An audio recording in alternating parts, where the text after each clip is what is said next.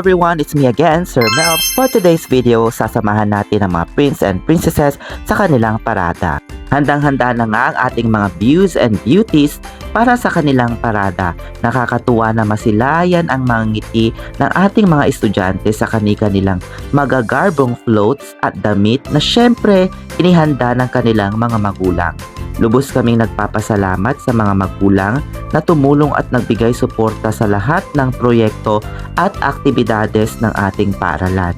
Kung wala po kayo, wala rin pong ganitong kagandang event ang ating eskwelahan.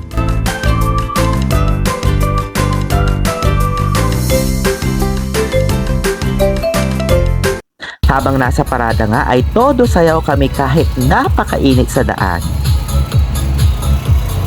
Tuwang-tuwa naman ang mga tao habang pinapanood ang mga nagagandahang floats ng ating mga prince and princesses. Hindi maikakaila na sa mga ganitong pagkakataon ay nakapagbibigay tayo ng saya. Lalo na sa mga bata na makikita mo ang ngiti sa kanilang mga labi habang nanonood. Umabot nga ng halos 2 oras ang parada hanggang makabalik kami sa eskwelahan. At dahil pagod ang lahat, may nakahandang lunch ang queen natin sa ating mga teachers. Nitong alas 4 nga ng hapon ay ginanap ang aming Children's Festival na kung saan dumalo lahat ng mga estudyante para sa kani-kanilang dance presentation.